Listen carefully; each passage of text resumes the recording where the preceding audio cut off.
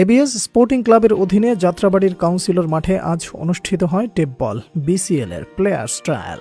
শুরুতে ABS sporting ক্লাবের কর্ণধার ইব্রাহিমকে জানাই ধন্যবাদ ট্রায়ালের জন্য সুন্দর পরিবেশ তৈরি করে দেওয়ার জন্য। সেই সাথে ধন্যবাদ দিতে হয় সাকিব, শাহাদাত, হাসান, নীরব সহ কাউন্সিলর মাঠের সাথে সম্পৃক্ত প্রতিটি ব্যক্তিকে। হয়তো এই ব্যক্তিগুলো না থাকলে এত সুন্দর আয়োজন সম্ভব ছিল না।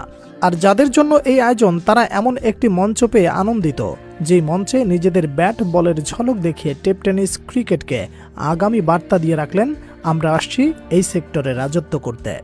হ্যাঁ, ঠিকই শুনছেন, আগামীতে টেপ টেনিস ক্রিকেটে রাজত্ব করবে এই ক্রিকেটার। হয়তো তার শুরুটা হতে পারে টেপ বল বিসিএল দিয়ে। সবাই সহযোগিতা করলে এটাই হবে তরুণদের নিয়ে বাংলাদেশের সেরা টুর্নামেন্ট। হ্যাঁ, হতে পারে। এটা আসলে প্রত্যেকটা জিনিসের পিছনে, প্রতিফলনের পিছনে একটা আইডিয়া থাকে, একটা রোডম্যাপ থাকে। বিপিএলটা যেরকমভাবে করা হয়েছে, তো আমি মনে করি বিসিএলটার উদ্যোগটা এরকমভাবে যদি সঠিকভাবে করা যায়, এখান থেকেও প্লেয়ার উঠে আসা সম্ভব। এখান থেকে প্রতিভাটা ডাইভার্টটা হবে বিপিএলে, যে প্ল্যানটা করা হয়েছে। তো যদি সঠিকভাবে করা যায়, এখান থেকে অনেক প্রতিভাবান প্লেয়ার উঠে আসা সম্ভব। তাই পরিশেষে বলতে হয়, আশা নয় বিশ্বাস, অসংখ্য প্লেয়ারের উত্থান হবে টেপ বল বিসিএল এর মধ্য দিয়ে।